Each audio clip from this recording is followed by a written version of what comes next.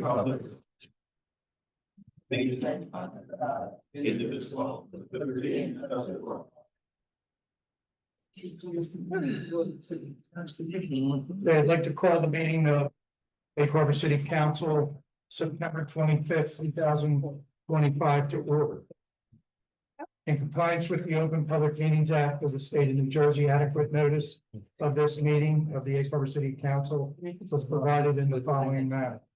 Advance written notice was posted on the Egg Harbor City Bulletin Board. Notice of this meeting was posted on the Egg Harbor City website.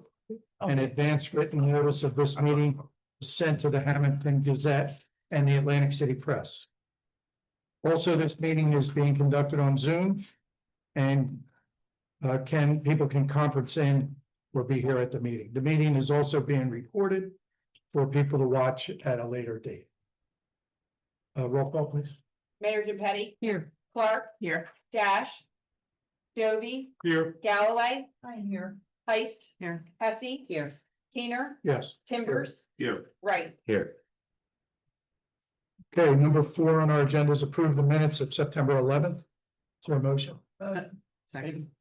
Motion made and second, all in favor? Aye. Opposed? Oh, something. Minutes approved. I passed out, before we get to the next comment, public comment, I passed out a little friendly reminder to all of us up here for how we conduct ourselves during meetings. And I had the opportunity the last couple of weeks to watch our last meeting.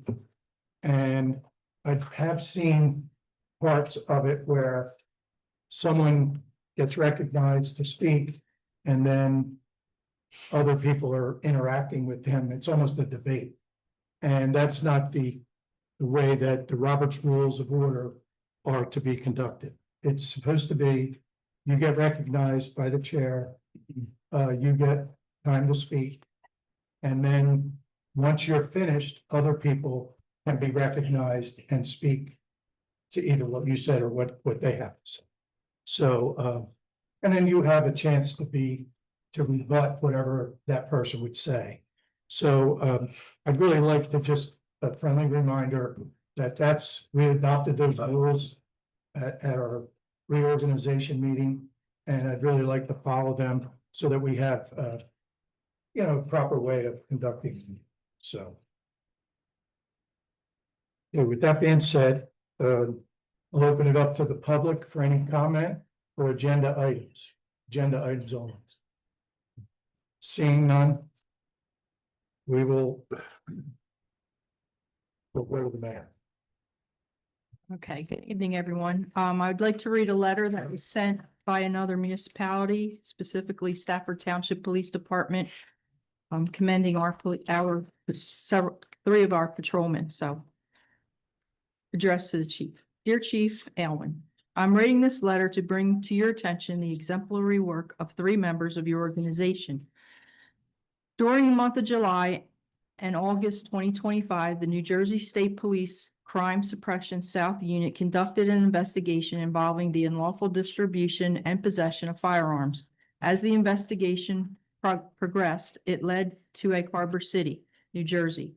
Due to having positive prior experiences with your police department, I eventually was assisted by Captain Zach Perna, Patrolman Dalton Rosenberger, and Patrolman Benjamin Springer. These 3 officers helped identify the suspects, assisted with the use of electronic and physical surveillance, helped with the execution of court order and search warrants, and were involved with the arrest and provided transportation to our headquarters in Atlantic City.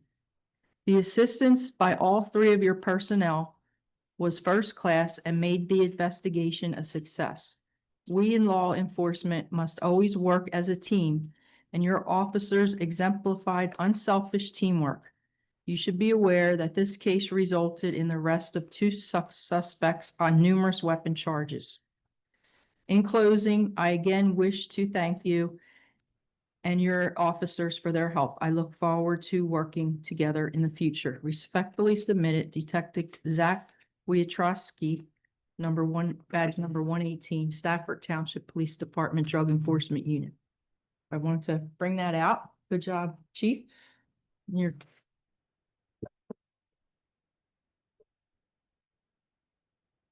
So I'm gonna have a nice short report tonight. And just in case you were wondering, the mums will be out on October 1st. And the stalks, corn stalks and the scarecrows will be out soon after that. There's lots going on in October. I'm not gonna go through all the things, but please check the official Facebook page for the information, and you'll see the picture of the council right there with the great seal right behind them, and you'll know you're on the right page. So I do want to mention that we did open the fitness park is finished and it is open. We are going to have a celebration, a grand opening on either 10/22 or 10/21 at 10 a.m. I will put that as the time draws near. But I've gotten many residents say how happy they are that that's there and they just love it. And they can't thank us enough for committing to their recreation. And that's all I have. Thank you. Okay, thank you. Okay, we'll start with committee reports with Councilman Wright and the Parks and Playgrounds. The only thing I have is brought to my attention, again, about putting a skate park back in the Egg Harbor City. So I'm looking to have a Parks and Playgrounds meeting October 6 or 6:30, whatever works best for the committee. 6:30 works for me. How about you, Don? That's fine. All right, that's pretty much it that I have. Okay, great, thank you. Mm-hmm.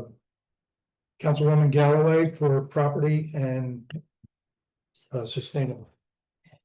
For sustainable EHC, we were notified we will receive another small grant, of amount of $5,000. This is a, Atlantic City Electric grant.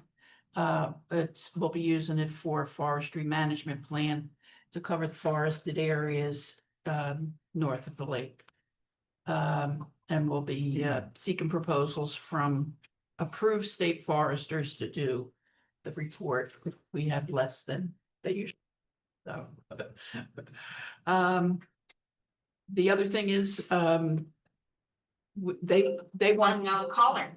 They want the Sustainable Jersey folks want to come to Egg Harbor City again to present these awards. Last time they were here, we had an event at the Union Hall. I've asked the Teamsters several times over the last 2 weeks, and they're not getting back to me. So we're going to have to seek a different site for this. It'll be like a breakfast meeting. People come from all over South Jersey to receive their awards. So we're looking for somewhere to have it. Probably about 40 people.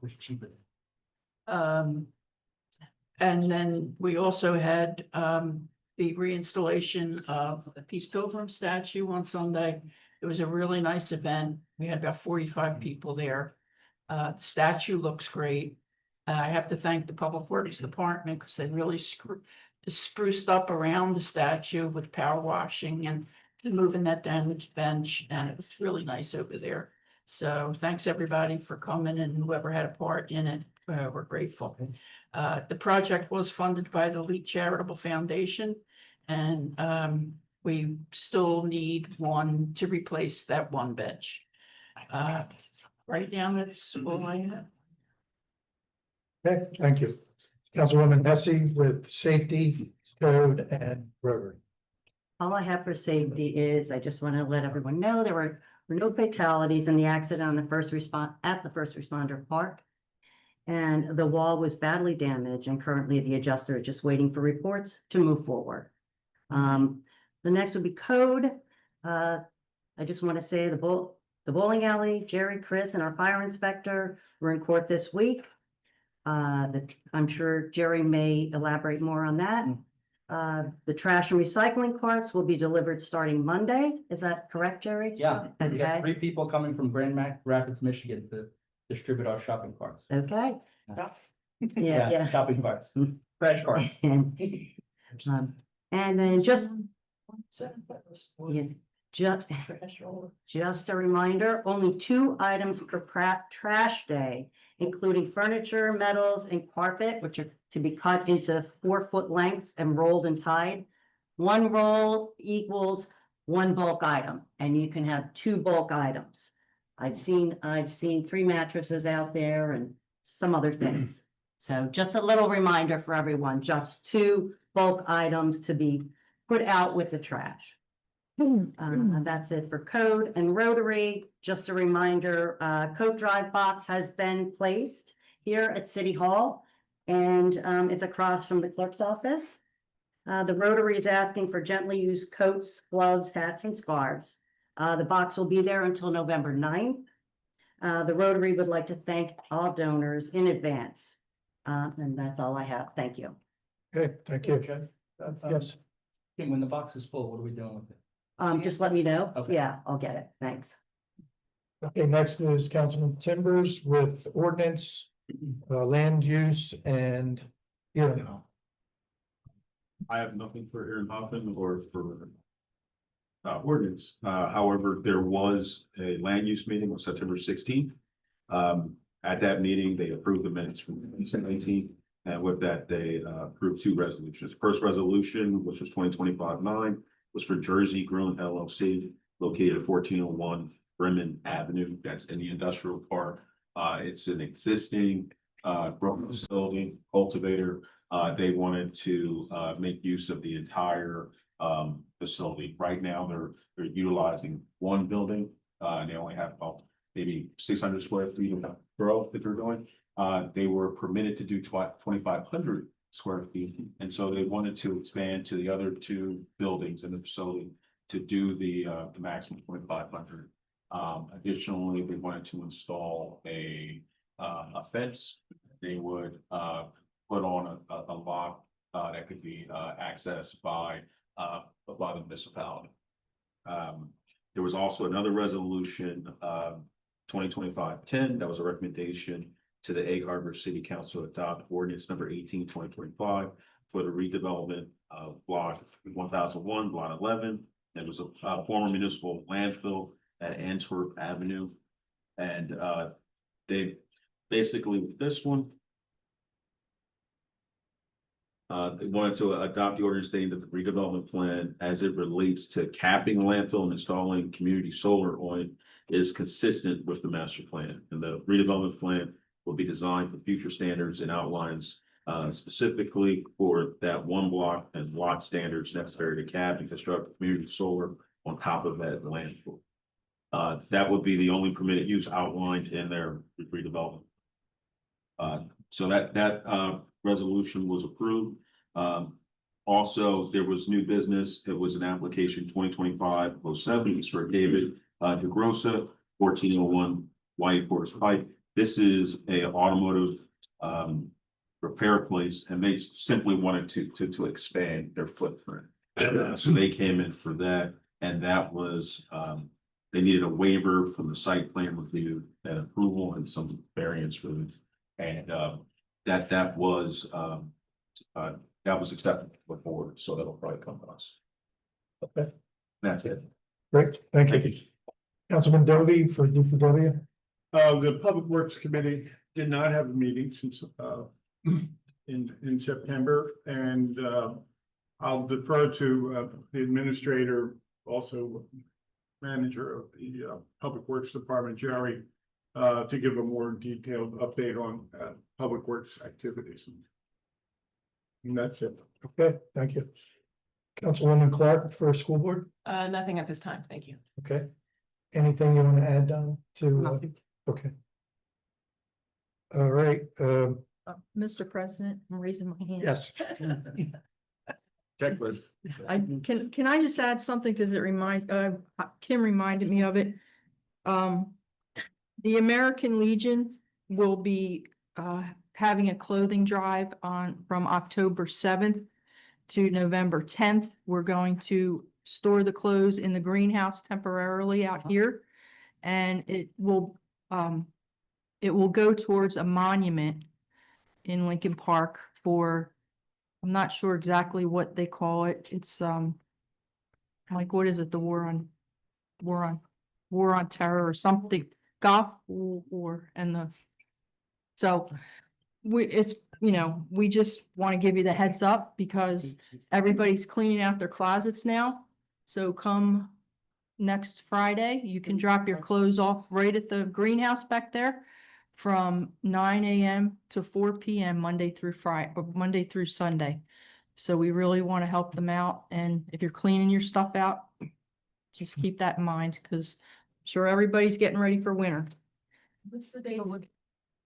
October 7th, which is next Friday, to November 10th. No. Did I say the 11th? I thought you said, but I could be wrong.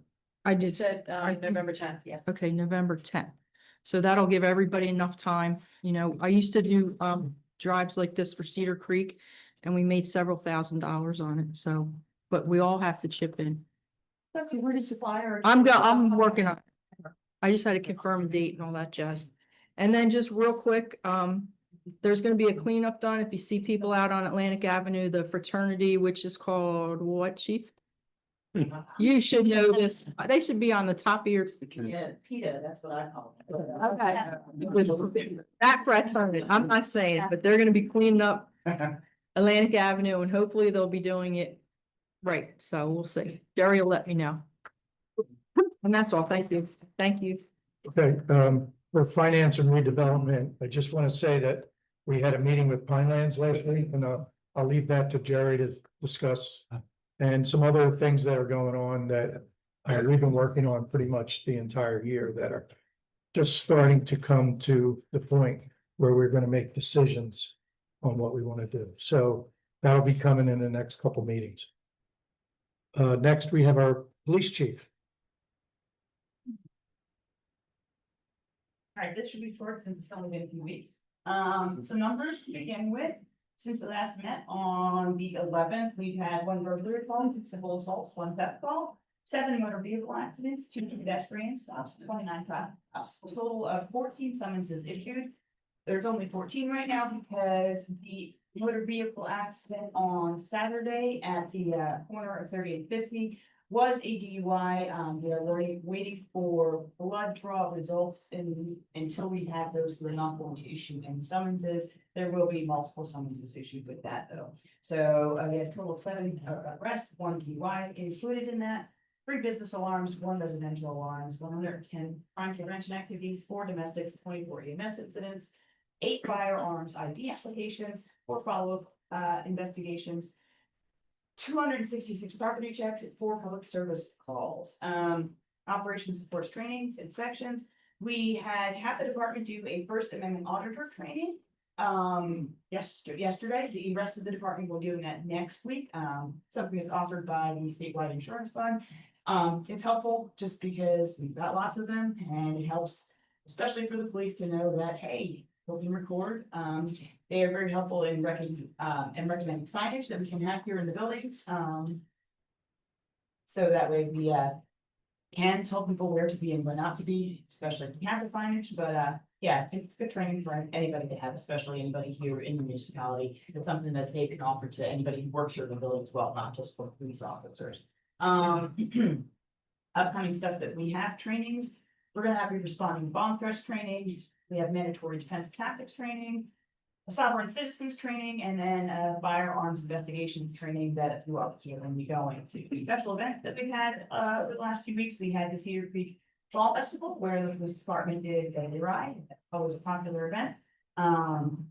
We recently had the movie in the park last night. It got a little bit rainy and it was drizzly, which was kind of good because we had a few little kinks. So there weren't that many people there, so nobody was too disappointed, but we did wind up getting that going and it was good, booty sharing.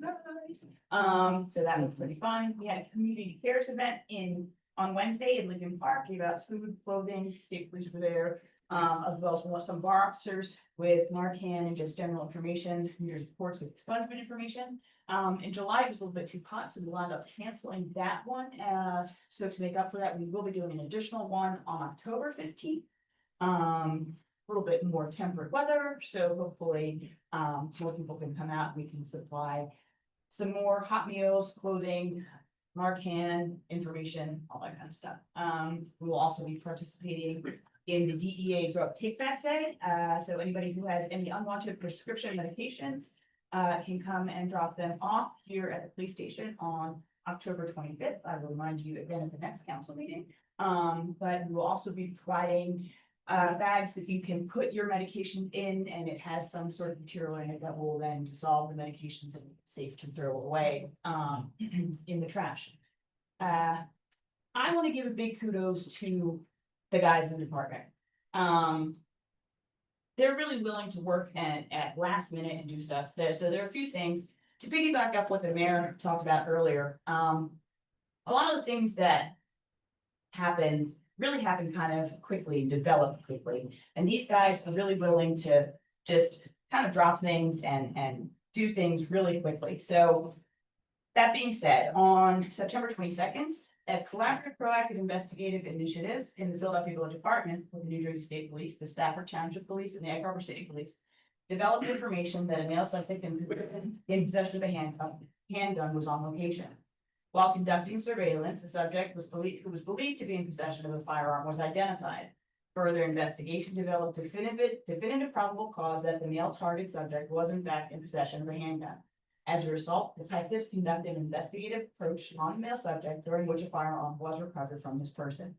He was subsequently arrested, searched, and handcuffed. Ultimately, a Glock 43X loaded with 9 rounds of 9mm ammunition, and was reported stolen by the Camden County Police Department was recovered on the subject's person.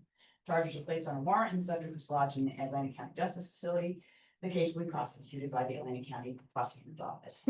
So, this is information that was developed sort of in real time. Captain Kerner came in, and this all develops very quickly. And so a lot of people come in, work kind of at a moment's notice, and it's really just a testament to their knowledge, their willingness to work, their professionalism, and knowing exactly what they can and cannot do. And so they are to be commended. Additionally,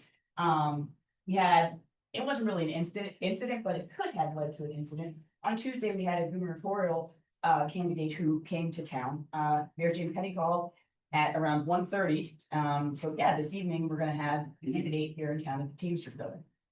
We didn't know. Nobody told us. And that's a little disconcerting, especially given the current political climate, it's pretty divided nation right now. And so who knows what's gonna happen? Who knows who's gonna do what? So our guys rallied. We had I would say an impressive force for such a small department. Anybody who was there was safe. And so I really have to hand it to our guys. I'm really proud to work with them, and I have to say they're a great group of guys. A lot of them are really young, so I would say a great group of kids. But they do good work. And so I appreciate that you acknowledge that, and I feel you need to acknowledge them as well, because I think that sometimes they get a bad rap, but they're a good bunch of guys. So thank you for listening to me talk about how wonderful they are. So, Well, it was very helpful having them there because that crossing was, Yeah. it was hard to get across Philadelphia Avenue yes, ma'am. with the Wawa. So thank you very much. Yeah. But that's all I have. So, Okay, thank you, chief. Oh, Chief. Yeah. You had mentioned that there was a burglar. I think the last couple of meetings, there's been at least one. Have we, found any more information on that, like who's doing it? no, so with a lot of the burglary stuff, folks leave their cars unlocked. And so, it's very difficult, and that doesn't make it good, that doesn't make it, right or okay.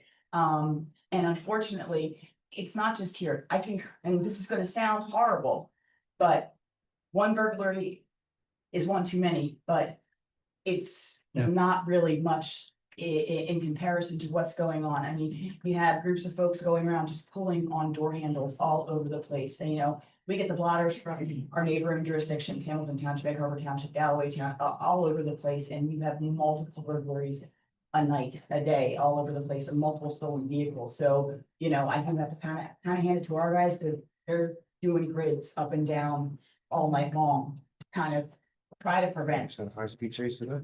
Well, yeah, no, not us. No, I know, down there. Yeah. Yeah. Not us.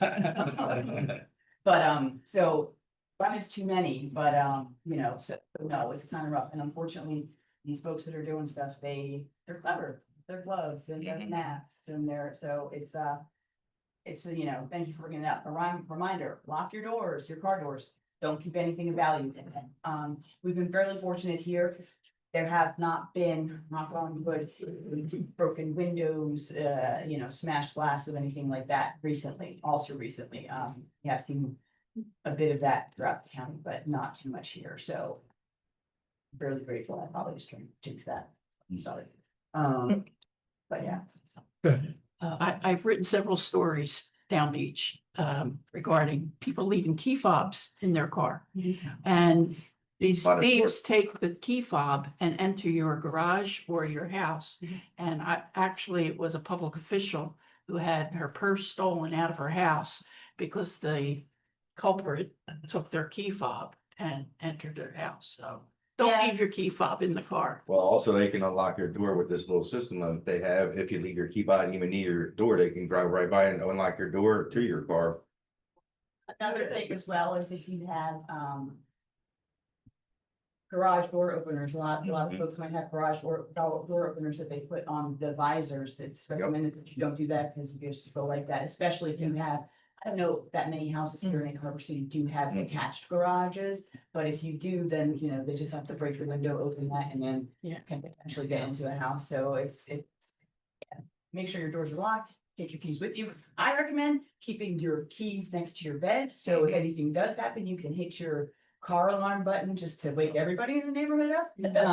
Like for most. Good idea. Well, you know, I mean, if something's happened to you, then your neighbors are awake and they're like, yeah, why is her alarm going off? So, you know, so. But yeah. So. Anybody else? Thank you, Chief. Questions? Okay, thank you, Chief. All right, number 9 is our CFO. Just have, monthly cash receipts report, so I'll just read. Receipts and disbursements for August. August receipts were $2,956,529.59. August disbursements, $1,391,631,631.48. For an ending balance of $9,927,192.26. Thank you. State CFO, I have a question. go ahead. On the agenda tonight, we have several requests for dedication by Ryder yeah. for. I Could can you explain explain that, what sure. that is? And I have another request. Sure.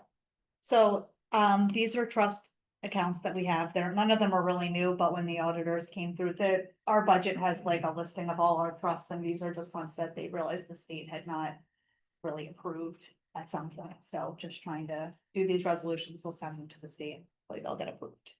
And at the land use board, one of the members there is requesting that we adopt an ordinance that would create a trust fund for sidewalk waivers. So I don't know if anybody wants to address that. Maybe we could talk about it. That's something we could talk about it An ordinance or committee. finance or. The council, you know, that's the council decides, Yeah. we can look into it. We do have a small reserve, I think, from someone in the past that has done that, but we don't actually have a trust right now. I think what they're talking about is if they waive the requirement to have the Maybe somebody sidewalk, has to pay that they money should for it. pay something Put something. for it. Other towns have that, right? Yes. Well, typically it's sidewalk and landscaping, Okay, so. It's controversial.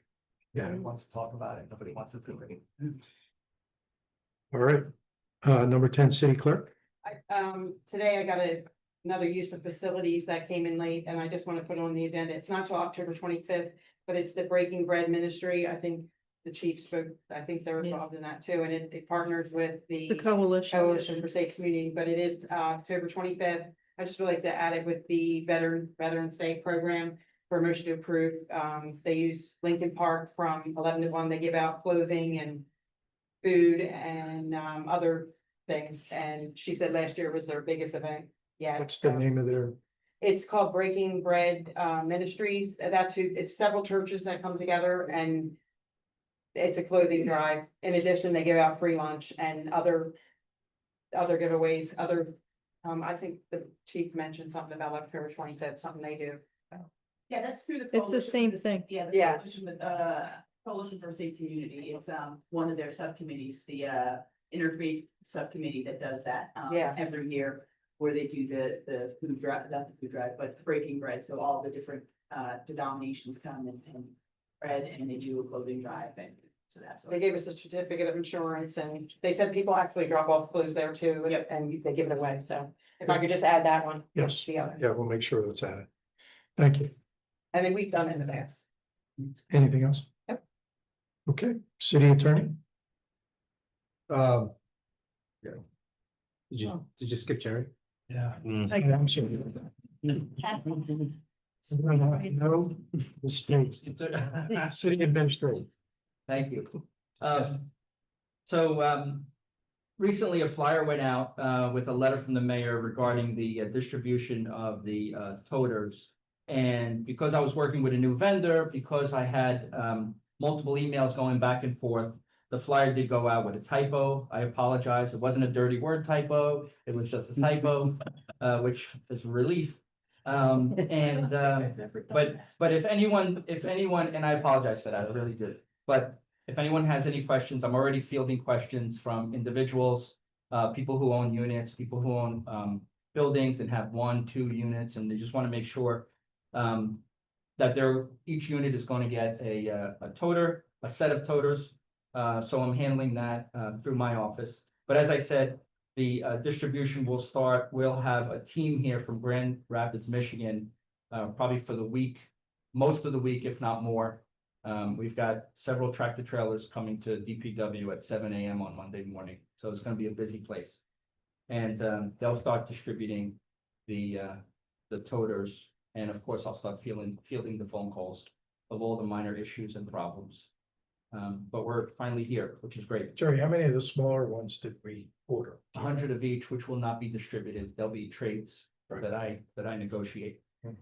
Mhm. Number 2, the Crusader building is almost complete. Mason reminded me we have to do a few outlets, but other than that, the Crusader building has been somewhat rehabbed. There's a new door, which was the biggest thing, right? Yep. Then there's rolled down gates. There's also lights in the announcer's booth. We painted it, we put a new ceiling in, so there's a lot of work going on in there. Actually, the insulation that was in the ceiling was completely compromised with moisture, Oh. so we got rid of all that, put all new in. So that's gonna have a second life, which is great, and then we have a big game Sunday, right? Yep. Right, big game Sunday, so we'll have DPW presence there and all of that. I did go to the first game. It's pretty crazy that lightning and Oh, yeah. that was crazy. Well, we had to finish it on Sunday. Yeah, yo, you had to finish on Sunday. Oh, I didn't know that. Oh, I didn't Yeah, know that. because during, JV got in and then I'll say about, maybe 2 minutes left in the JV game, it just opened up. So they finished their game. They delayed varsity a little bit, Right, just to let the rain down, because we were like 15 minutes ahead of schedule. And then, we got into probably 2 minutes into the second quarter, and then, lightning strikes. And once lightning does, you have to have a half-hour delay per Right. every lightning bolt. right. So we delayed, got it down to about 20 minutes, and then it did it again. So there's another, by the time if we would have had to start back up, we wouldn't have been able to start back up till like 11:30. Yeah, it was So, late. so we brought it back till Sunday at noon and had to finish the second half of the game. Hopefully that's not the case Sunday. I Yeah, thought you're starting earlier. yeah, Sunday the game starts at 10. Okay. So 10, 11:30, 1 and 2:30.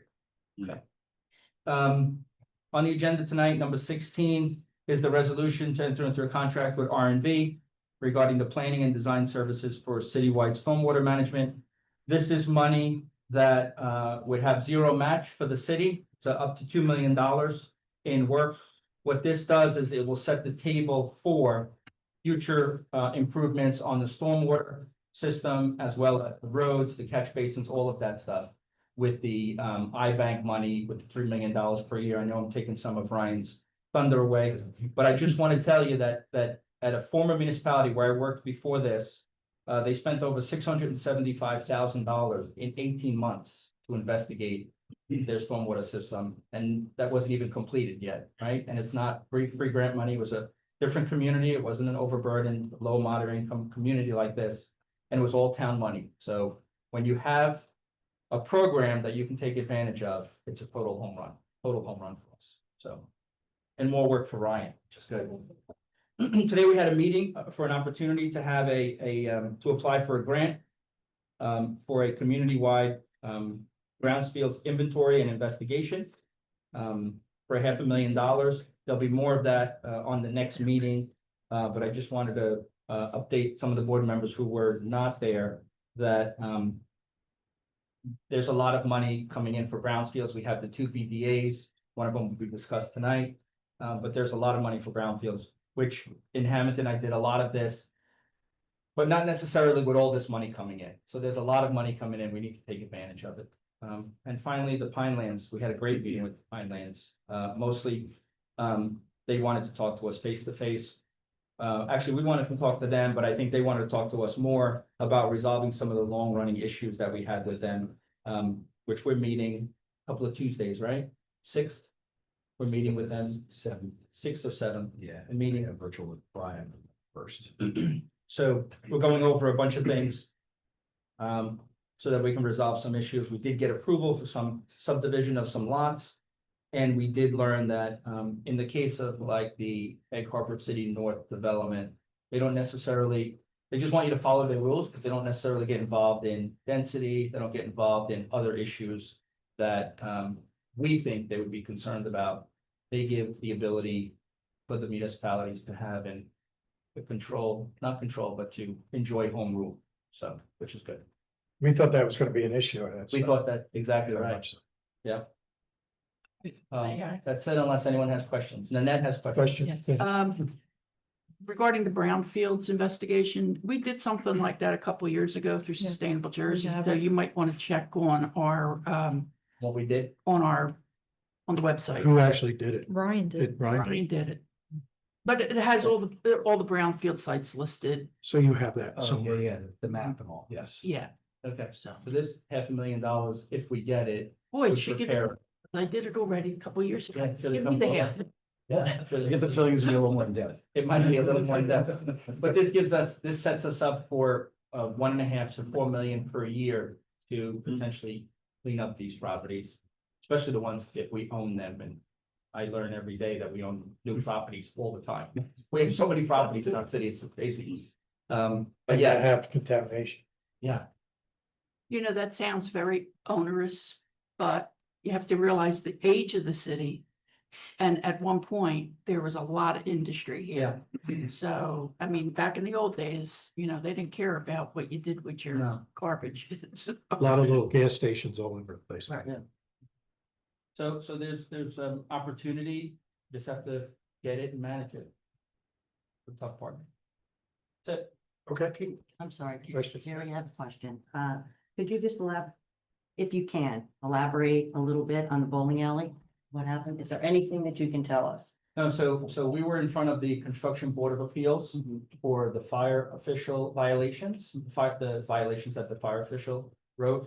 And because there was some information that wasn't shared with the city and the owner and attorney of the bowling alley, they had to table the item. We weren't able to. We talked about it for a little while, but weren't able to resolve anything. So right now, the fire violations are over $50,000. And so we need to get some resolution on that. And then it was just the final decision from the previous time we went to the Board of Appeals that had not been distributed. We'll be back, and then we'll be in Hamilton Court next Thursday again. Thank you. Anybody else? Jerry? Thank you, Jerry.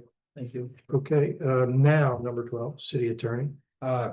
Yeah, quickly, earlier this week, we finished up the vicious dog ordinance.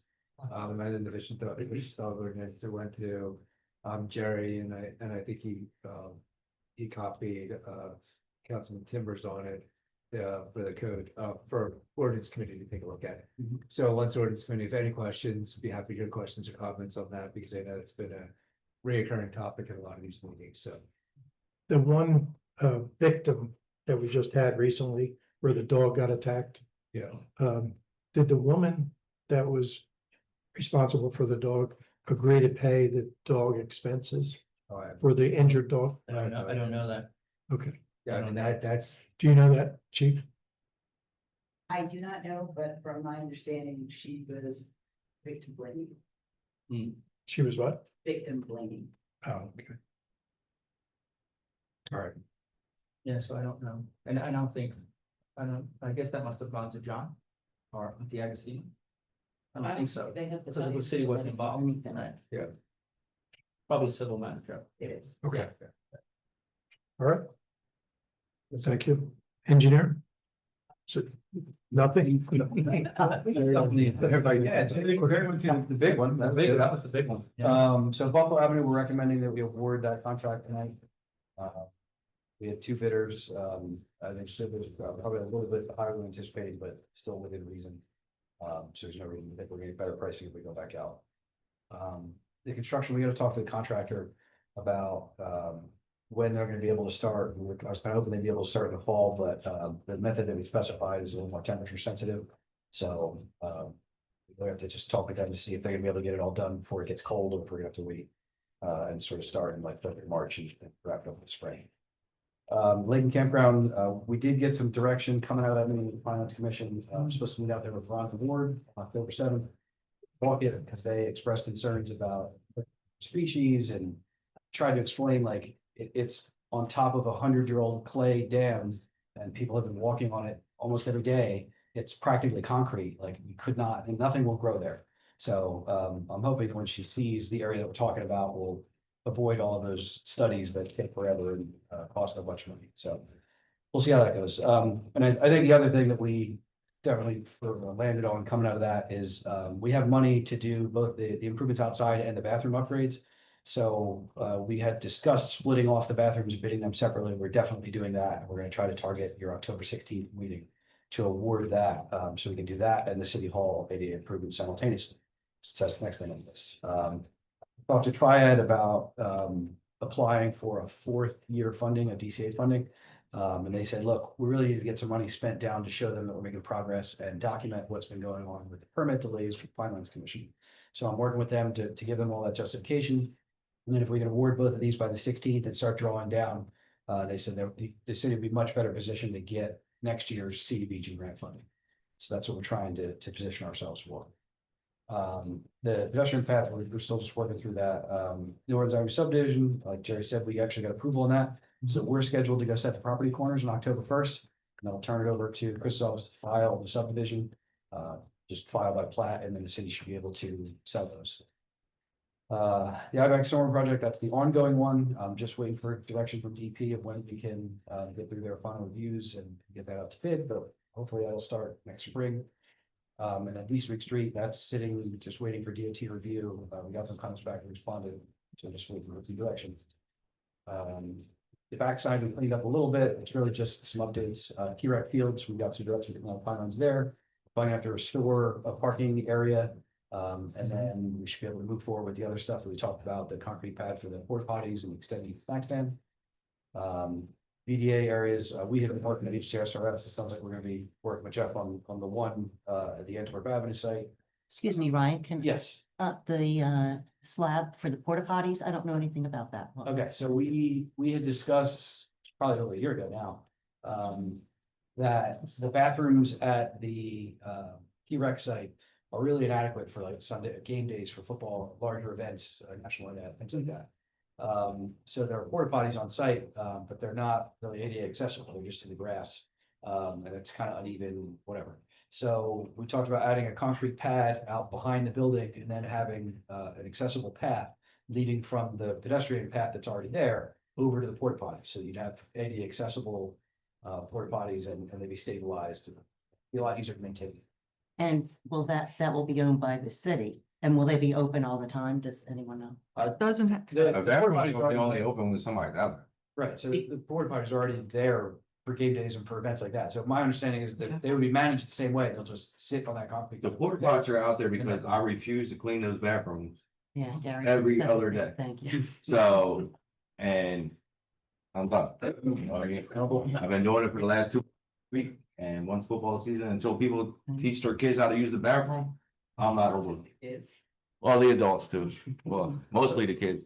Just looking for a stable pad for the porta potties. That's what we're looking for. Yeah, they're already there whenever they're there, so they'll just I was just wondering because of people playing pickleball, were wondering if it open for them as well. No.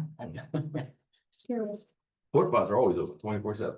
They are, that's what I'm asking. No, Porta pots are open. Yeah, the porta pots are open. They will be 24/7. open. Yeah, they've been out there for 2 weeks. Council President, may I add to this Go discussion? ahead. And Mace, maybe you can clarify this, but the porta potties are only there for the football games. Yeah, They're not there 12 months a year, no, they're not. just so you know that. I think that's what you're getting at. Yes, yes. They're I not was. I there. usually open the bathrooms when we're out there Tuesdays and Thursdays from June until beginning of, probably like the middle of August. So you lock them on every other day of the week other than Yeah, Tuesdays that's and where out there Thursdays? from 6 to 8 o'clock. But the And then- porta pots are there during And the then the season. porta pots are there from usually the end of August until, depending on if we have the playoff games or whenever our last game of the season may be. Mhm. We, we'll pull them usually to, I'll say at least until November, Okay. but I don't think there's anybody out there playing pickleball in the middle of November or December. Depends, there's some nice days. Okay, then, yeah, last two things we have are the area redevelopment studies, which we kind of gone through, and then I left the update for the follow-up, if you have any projects at all. So, that's it for me, unless somebody has any questions. I do have Yeah. some. Go ahead. Go ahead, Nanette. Just Buffalo Avenue, the 400 or 500 block. Mhm. Did you identify any trees that need to be removed? Yeah, there are a couple. Originally, we talked about whether to keep them in or take them out of the contract. And you're I'm gonna- coordinating with Jerry on Yeah, that? Yeah, we're looking yeah, at, in fact, we're looking at them tomorrow with the tree man. Oh, okay. Yeah, before Jerry's administrator, he gave us the list of which ones that we should move as part of the project, so. Yeah, and I was consulting, yeah. Yep. And when he does that, those streets, could he do the rest of Buffalo Avenue? I could ask them to, yeah, sure. Cause there's like, my tree needs to come out that was broken. And then there's a tree across the street that is half dead. Sure. So maybe you could do the whole street Okay. at one time. Mayor? So Ryan, to my recollection, we discussed not putting the mat across the bridge if possible. It would make our life a lot easier over the Yeah. dam. We'll have that conversation. So I know you'll have that conversation, but that was my recollection that we weren't going to do that. We would sort of offer that if that was gonna be a problematic area, we pull back on that. Okay, and also, Jody and I talked to Stefania from Triad. Mhm. Also, like 2 days ago, Yeah. and she feels like. And I think Jody concurs that we're never gonna spend that much money. We have to spend $600,000 before November, so it's not a crisis, but we just won't get it this year. We'll have to apply next year. Yeah, so I had a probably 15-minute call with her and we talked through logistics and how much money we can get spent. Yeah, we would have to spend one entire grant and then half another. Yeah, So yeah, I agree. There's no way to accomplish that. But we could probably spend a good couple $100,000. and that's fine. That's a good thing. Yeah, exactly. But I just want you to be aware of that's probably not gonna happen. Yeah, they were sort of teetering back and forth. They were looking for information from us to make Right. that call. And then, one thing you didn't mention, which you wouldn't because you're not the engineer on the job, however, the bike path, we did discuss that. Yes. We got some answers on that and, Pinelands will have to, the CME will have to submit, revised Details. plans. So- They apparently went overboard. You want to talk about it a little Yeah, bit? we had a productive discussion with the Pinelands about what had been submitted and whether that was a good idea, for lack of a better way to put it. So I think there's probably a better approach from the detail that they submitted. I had a lengthy call already with Brian Zora, who reviews all the stormwater for the commission. And we have another call set up for next week. But after I speak with him, I'm planning to speak to, we set up a meeting with Cleland and another gentleman from CME who's working on the design. So we can sort of relay to them what we got from the commission and what we came up with as a better path forward. So I think that we should be able to reduce, they had a footprint that involved pervious paving with stone underneath and then a parallel portion of stone next to it. So that the water would go down into the stone and then over and then down around, which doesn't really help anybody, just kind of wasted some space and push the footprint of the project wider, which creates additional problems. So I talked to the commission about, using a smaller footprint, just infiltrating right underneath the pervious paving.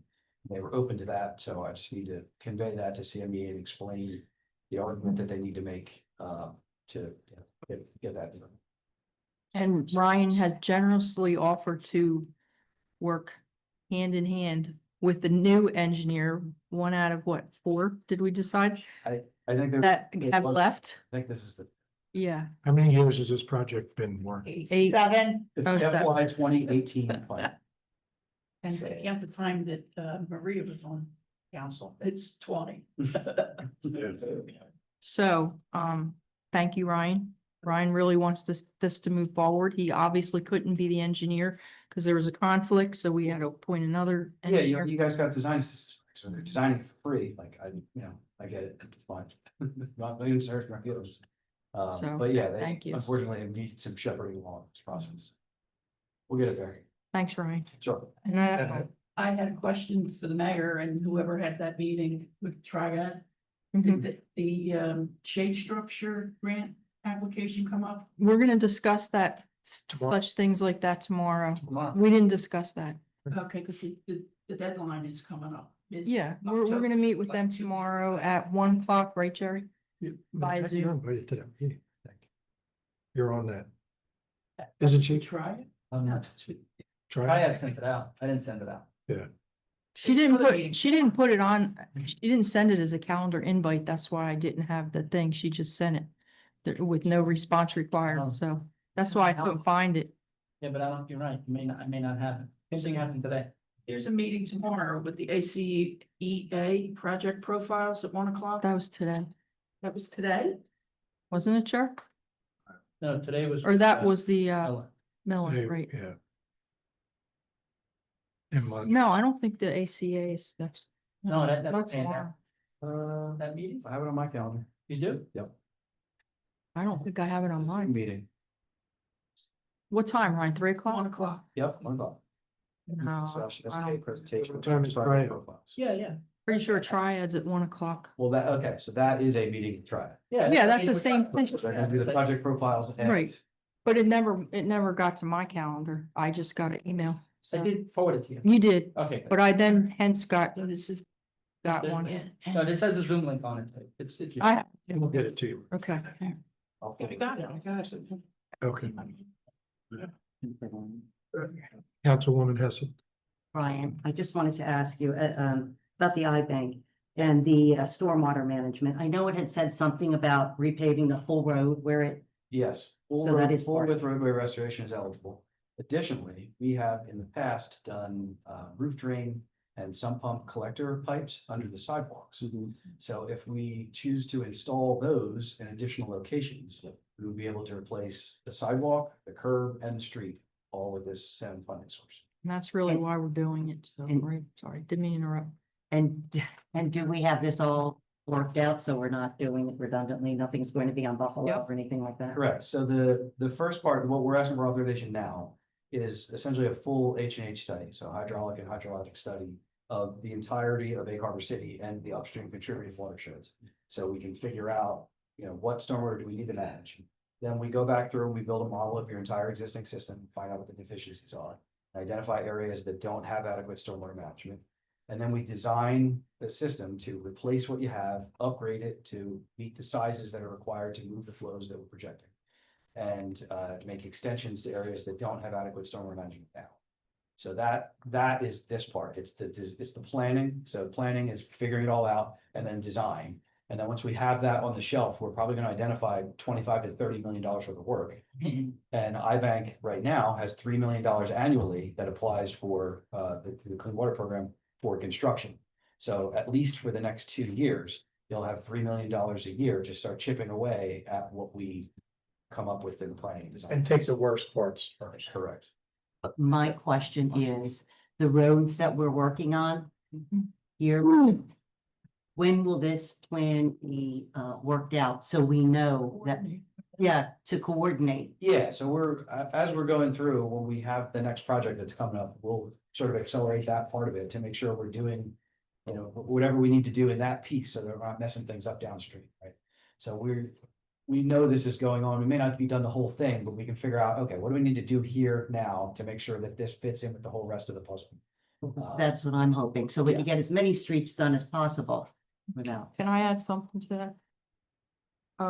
Brian and Jerry are also going to meet once they get their plan with American Water. So I think your question is it going to affect what they already did? And in fact, it won't. Well, it's So- not just that. I mean, we're working on Buffalo right now. So Yes. we're redoing all of Buffalo. So is it going to are we going to rip up Buffalo at some point because of this? No, so we're making storm management improvements for this project, but they're very minimal. It's just like a cross drain at a street. So yeah, there's nothing that we're gonna do here that should be impacted by the project. Okay, and I agree. That is another part of it. Correct. So once we have some kind of timeline and targeted areas, not even like resolved what we're doing there. Once we have targeted areas and a timeline for when we anticipate doing construction, we'll reach out to the utility companies and say, hey, in a year and a half, we're gonna be repaving this and doing some stormwater work. I can't tell you what we're doing yet, because we haven't figured it out yet, but this is where we're gonna be and when we're gonna be, so that they can start, accelerating their plan. We actually had that with the first phase of the project that we're doing now, that we did the design for already. We reached out to New Jersey American, we conveyed what we were doing, and they accelerated a portion of placement. They had it like 2 years out on their schedule. And they said, look, we'll do this now, and we could do it in front of you, and then you guys can come in and, that we could save on restoration, maybe we could help with restoration elsewhere. Right. We Oh, need good. that So to you do are their work. coordinating like the mayor Yes. said. Great. We need them to do their work in front of us. Yes, absolutely. Not just American Water, but the gas company. And again, Correct, yes, me too. Thank you. All right, sure. Anyone else? For Ryan? Anything else, Ryan? Okay. All right, thank you, Ryan. Thank you. We'll go to number 14. Presentation from Jeffrey Dynamic Site Redevelopment LLC. Going to talk about some of the things we were just talking about. So,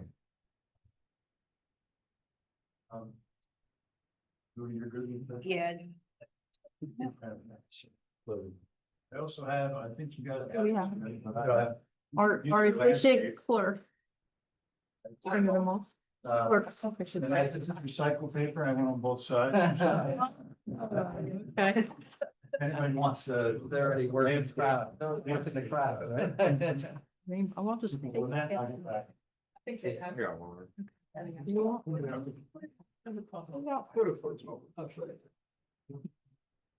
Don't waste them, yeah.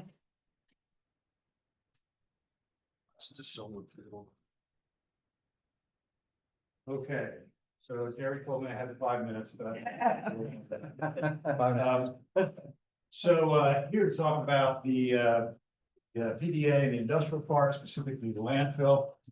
And as some of you may recall, I was in here last fall talking about the landfill as well. And here we are again. Had a lot of discussions and met with the finance committee, went over some concerns. And we put together a kind of presentation about where things are from our side and how we'd like to work with State Harbor City to move things forward in BDA over there in industrial park, starting with the land. So who are we? Dynamic Site Redevelopment is our division or a company that does brownfield redevelopment. It's nice to come to a council meeting where everybody's talking about brownfields. It's exciting, and also does construction management. Resource Control Consultants, an environmental consulting company. Being integrated like that gives us a lot of efficiencies, and we can answer any questions you guys about that. We've been operating out of South Jersey for 33 years. We've cleaned up a lot of sites in the Mid-Atlantic. We used to work for some big companies aren't around anymore, and when I had the opportunity to travel around the country and do some projects. That's my stage name, Jeffrey Sedai, and I'm an LSRP, a professional geologist, not an engineer. We do have PEs and PGs on staff. One of the things, I don't like to talk about myself too much, I get a little bit embarrassed, but I was invited to participate when the LSRP program came out in a number of the guidance documents for investigation, remediation of soils, LNAP, that's free product, landfill, and underground storage tanks, and was authored in those guidance documents. A lot of those are being revised, specifically the landfill guidance document. We're working on that revision right now. And it has some new nuances in it that I think improve things a little bit. So why us? As I mentioned, experienced brownfield redevelopers. We've cleaned up everything all over the place from heating oil tanks for insurance companies, the messy ones that go under your neighbor's house and all that, to refineries, whether they're chemical or oil refineries. So we kind of know our way around contaminated sites. We're very known with NJDP staff and management. We have professionals, like we said, geologists, engineers, environmental scientists, LSRPs. And we consider ourselves landfill closure and redevelopment experts. We got into landfills of solar a long time ago, actually, or landfill closure about 2005. SRECs were like $1 gazillion a piece back in 2010, and everybody just thought it was going to be amazing. It's still pretty good, but so that was a big driver there. But really, for the old municipal land, it's only been very recent, like 2021, where the funds are actually now available to actually be able to execute the project. Net more work over there in Hamilton Township, your neighbor. I've got some images in here of that project, which we finally just broke ground on earlier this year on Florida. So, and there are even more programs, and so the state is still very excited and incenting both the landfill closure, in particular when you're going to put solar on it, and particularly community solar, which is what the plan is here, as you've already mentioned. Some of this. We're as far as other brownfield redevelopment, we're pretty agnostic about what the vertical development is. So it's not like, hey, we're coming in as a builder, we want to do condos, or we want to do this, or we want to do that. And we know a lot of folks and work with a lot of folks that do all different kinds.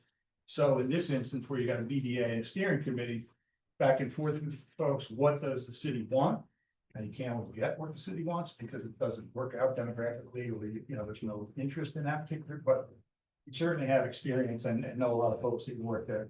So we're always looking for the highest and best use if it works on a project, and can bring those partners in to work on whatever the final highest and best use is.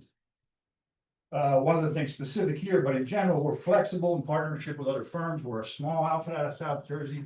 We know a lot, but we also know what we don't know. So we partner with experts in threatened endangered species, which was mentioned today, specific engineering components and so forth.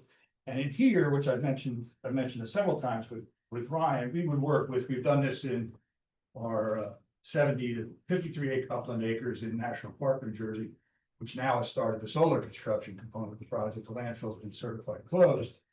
We worked with the municipal engineer, and they were our engineers to design the landfill and work with us through construction and management documentation, and provided the as-built certification that's submitted to solid waste for their approval. So our plan is to work with Remington Vernick, specifically Ryan. I don't know if he's the actual landfill expert, but I'm sure he'll be watching everything. That also is an efficiency where we don't have our engineer coming in and then we've got an escrow, and this engineer is looking at that, he's fighting with the other engineer, so it saves time. Time is critical right now, given the fights going on, or the position, I should say, of the federal government versus the state government, talking about that. So what we're asking the city is to appoint DSRs, or designated redeveloper, for the Antwerp BDA. I understand that the whole BDA is not necessarily a brownfield development area yet. And we're looking to start with the landfill, but we are interested in helping with the entire BDA area. Next slide is I've got some images throughout here, and I'll point out what they are. They don't necessarily tie direct with the text, but they are there for this is your PDA area over there in the industrial park from Ryan's PDA application. That was a great thing. We talked with a lot of folks here back when that was happening, and that provides a quicker access to funding. It also provides ombudsperson at DEP. If you get into trouble with different folks within the department, they can come in and say, listen, stop being a jerk, let's get this done. That's what we do, literally. So the first thing to do is a landfill investigation. We had actually closed that when I was in here last August. Again, time is of the essence. We'll talk about that. Negotiate a redevelopment agreement for the landfill, remedial and LRP design, and remedial and landfill closure plan design, 75% funded by each DSRF, 25% funded by the redeveloper.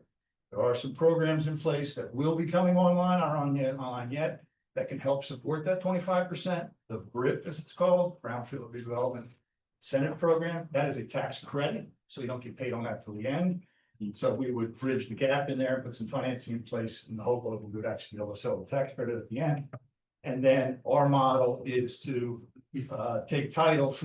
We're not absolutely fixed on this model, but it's worked well with our other projects. Is when the landfill's closed, we would actually take title and be responsible for landfill closure throughout the duration of 30 years, is really what the time frame is. And the solar lease money pays for that long-term monitoring and any gap in the financing of the 25% that we got to put up for that. So that's how that works. It goes back on the tax rolls. And we can tax you. And you can, so it's the same, you can tax us. Conversationally, $7,500 a megawatt. But the bottom line is, this project would not cost the city. This project itself would not cost the city any money. In our finance committee, there was some discussion about that, and we've talked about some financial measures or mechanisms or assurances that would put in place to make sure that that is the case. So there's a number of things we look at. While the landfill is going on, if other sites are interested, I know some of these sites are privately owned, that's a little bit of an issue, I understand, worked a lot of those in the past. So anyway, that's kind of what we look at. Next slide, conceptual landfill redevelopment agreement structure. I just talked about that, didn't I? Okay.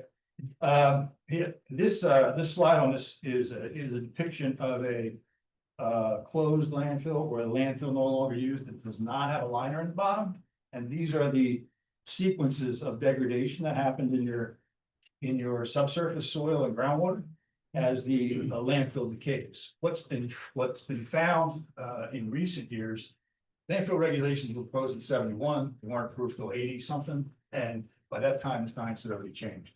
Now, the whole idea, don't let anything in the top of the landfill, cap it with impermeable covers, so rain doesn't get in and wash everything out, right?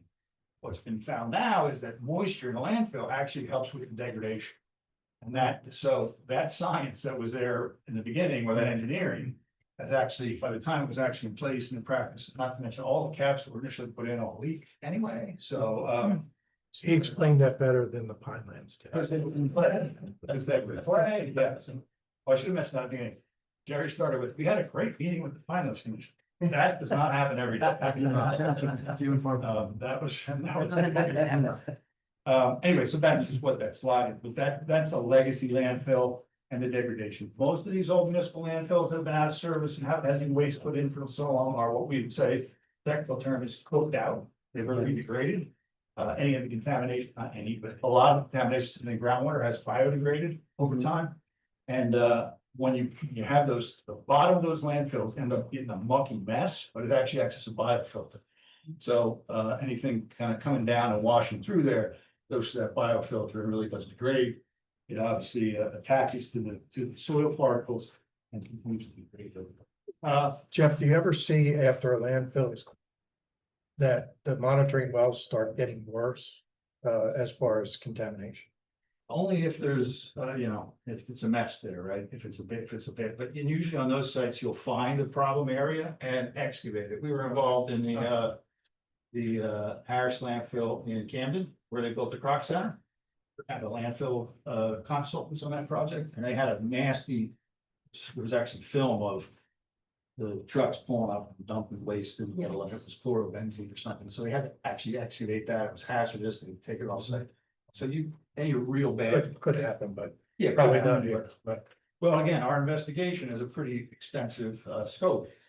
Some of the things that have been upgraded in the new guidance that's coming out, which I have, know exactly what it says, because again, we're working. Is geophysical investigation. We're really looking for drums and tanks and things like that. And geophysical, there's many different techniques, sonic and magic counters and so forth. Again, not all their expertise on, we have an expert firm that a couple that we work with. So you take samples from that whole area, Every, that whole area that you. very extensive, but we gotta turn to the limit. Then we take samples of the top, take samples of the waste, take samples underneath. Groundwater and soil, let that soil, both, and figure out exactly what the situation is. Delineate the extent of it. There's existing wells, there's been existing monitoring. Ryan has shared some of that data with us. We've looked at it. It doesn't look very bad at all. That's why I'm surprised that there would be anything that would creep up later. Right, You yeah. know, if it's. Yeah, once we get to the investigation, we'll know pretty much, but again, you're taking a soil sample that represents a little big area, and you know, that's where. Geophysical investigation covers a broad area, and if something looks weird there, go in that area and investigate, so it kind of targets your physical inspection of those areas, so that's kind of. Quick schedule, we'll talk about why we've, had to hurry up on this in a minute, but. Image here is actually the Hamilton landfill in Mace Landing that we just drove around on. That's an actual real drone image with the design laid over the top. We finished up clearing, or we're just finishing up stump grinding now, and mobilized this week to start physical construction of landfill closure. Anticipated schedule for the landfill investigation scope is 6 to 9 months. Application with Pinelands and HDSRF, we would probably make an HDSRF, we'll have to talk to them in the city, but we'll make an actual application for the actual closure budget. Very soon, even before we're done, just kind of it's kind of an engineer's estimate, if you will, but to get it in, get it submitted, get it approved. So we can move along as we go forward. You can always adjust those, you can get supplementally corrected, we actually go out to bid, you get all the contracted numbers, et cetera, so. And Pinelands. You gotta get in there first, I talked to Ryan about this a little bit. Even today, threat endangered species, cultural issues, you gotta find those, you gotta look for those right away. If they're there, you gotta kind of clear them out. Hopefully you guys don't have to read it with that here. They're aware. Park talks. Yeah. Yeah. They're in my, the Cooper Park, they're in my yard now. Cooper Hawks aren't quite as bad, No. really, crazy though. But anyway, yeah. Individual designs, Ryan's gonna, that's probably dealing with this, but 3 to 4 months, but that happened kind of in concert with the investigation. Regulatory approvals, 3 to 6 months, maybe. And then the closure itself is a 9 to 6 month project. That'll be followed by reporting, as-built cert, groundwater monitoring. And once the closures, and that can happen after the closure is complete and certified, and while the solar is being constructed. So with an HCSRF project like this, you have to satisfy the solid waste regulations and site remediation regulations. So you've got professional engineers leading the closure aspect under solid waste, and the LSRPs and geologists are leading the site remediation part of the project. So it's a much more thorough investigation of a landfill than just solid waste necessarily, although solid waste is now going to use our guidance document, like I said, so. So when, the soonest it could be finished? What is the soonest? I'll get to that in a I'm minute. sorry. That's okay, no, because it ties back into the solar and the investment tax credit. That's what it says. The next slide just talks about the action items, redeveloper appointment and approval of resolution for landfill investigation HCSRF grant application. I sent an updated version of the application for the HCSRF investigation along with a budget and a resolution over to Jerry. And if you're so in favor, I would recommend we kind of get that moving ASAP. Solar array project, let's talk about that. Hold on one second. So in that regard, it would be up to the council, of course, if they agreed to appoint a redeveloper this evening, DSR. And then the resolution which we have, we received, so I wanted to have Chris take a look at it first, so it would be for subsequent meeting. For the next meeting. 16th meeting, Yeah, yeah. the resolution is canned from the EDA. Yeah. It's all language from them, so You have it. I didn't write it, that's for sure, so. It's a standard HCSRF application. So waiting a couple weeks isn't gonna hold you up that much. No, I wouldn't hope so. We've done them before. Like Yeah. we recently did one for, Safest project. Yeah. So the investigation work, the preliminary assessment, site investigation, remedial investigation is 100% funded by HCSRF. Yeah. Sure. So our solar developer that we're working for, the 2 projects we have under construction right now is CS Energy. I'll talk about why there are, so what it's on this next slide here.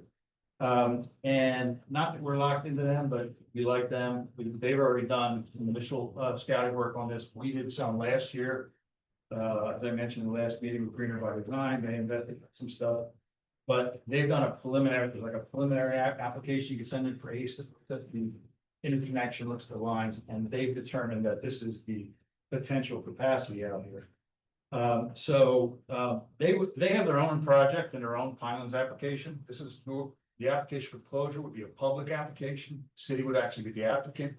We would manage all that, run that through and pay all the fees and all that stuff. But the city's the applicant because they're the owner of the landfill. And we put on, as the developer, we put ourselves on as the operator. Which is kind of weird. Because it's not operating. But they would come in for do their own Pinelands application, their own site plan application, et cetera, down the road. Concept is 1 to 2 community solar projects. Community solar projects have a limit of 5 megawatts. 10 acres is pretty tight, in my opinion, but the technology is getting so good, they think they can fit up to 6 megawatts on here, depending, and it also depends on the point of interconnection. The interconnection points are a driver on where you can go, what is this particular substation able to handle now, right? So they've looked at that, think that between 5 and 7 megawatts is possible. And we can, over here, we picked CS Energy. You can see all in New Jersey, that's the megawatts. They've done more than 2/3, and everybody else has done the other quarter, really. So they're very experienced. They've done a lot of work. I'm sorry. Could you tell me what the 5 to 7 megawatts would cover? Like, what would that? Next page, it doesn't have to say it on here because I forgot it's what I That's fine. thought. Well, why don't you finish? That's 1,200 volt. It's a general rule of thumb for that side of the project. So actually, the pinpoint of our connection, I'm trying to fit it in 5 minutes. Yeah, points of connection. But this is again, hold these numbers, but individual household savings, you're talking about 20% savings on electric bills, about $32 a month from an average home. A little under $400 a year over the first 20-year cycle, 7,800. And the program for the 1,200, that's all 1,200 homes. Those are the savings, the electrical savings for the homes. Businesses are also eligible, but everybody kind of encourages the homeowners first to sign up. So about 400 a year is what the benefit would be for a resident. For a resident, yes. And who would manage that? That's ACE or the? it's managed by it's actually managed by the BPU, but there's a program, there's training, and the CS Energy will help with that, and we will too. Where we'll make sure we keep everybody in line. And our idea is to be a resident of Egg Harbor City for a long time, so house. So this is this slide, you can look at this yourself. It talks about the different steps and how you sign up, and it prioritizes the schools and the residents in Egg Harbor City. The federal policy impact on solar. This is the thing that is really up on. So, as you may have heard, the One Big Beautiful Bill was passed in July of 2025. And it has a sunsetting provision for the investment tax credit. Investment tax credit right now for building solar facilities is 30%. A lot of money for these facilities that are multi-million-dollar projects. And they can still do a project, but the lease payments like, a couple of dollars. I'm joking, obviously, but the emphasize the point. But, and then the other thing that was alarming that thankfully didn't happen is that the executive order asked for the Treasury to not allow the safe harbor. And that was turned out. The Treasury said they couldn't do this because it was such a precedent between the IRS. So what does that mean? Very simply, they need to start construction by mid-2026 and start construction, I think, what it is 5% of their project budget. So for example, that we have here from the solar developer, it can be on-site or off-site. So on landfills, the solar panels are sit on racking, but the racking sits on concrete blocks.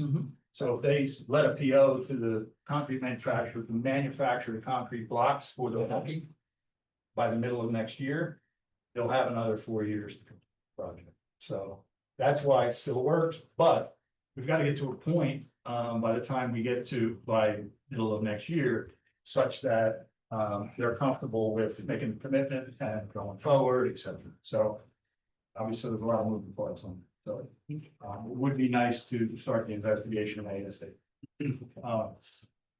And there's also some strict rules in the bill about you can't get the panels from China and things like that, sourcing and so on. The last slide just showed this is Some of the other stuff, pictures you saw with Hamilton, the one in front is our landfill over in, Pennsylvania, that will closed now.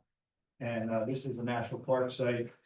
Top left corner is the beginning before we started, bottom is the very beginning of starting, and this is completion before we seeded, or had to be.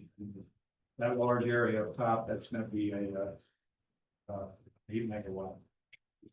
So, that is, and my phone number is there in case anybody has any questions. And again, I thank you for coming in and, I have a question, Council President. remainder of the meeting to get any questions and to talk about anything else. I do have questions. I have a question. We live out in that area. We actually live past where the industrial park is out by the lake, and we are Pineland.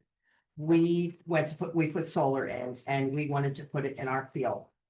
Pinelands told us absolutely no solar in your field, no permanent structure in your field because you are Pineland, are a water buffer for Pinelands. If you want solar, it has to go on the roof of your house or you don't get it.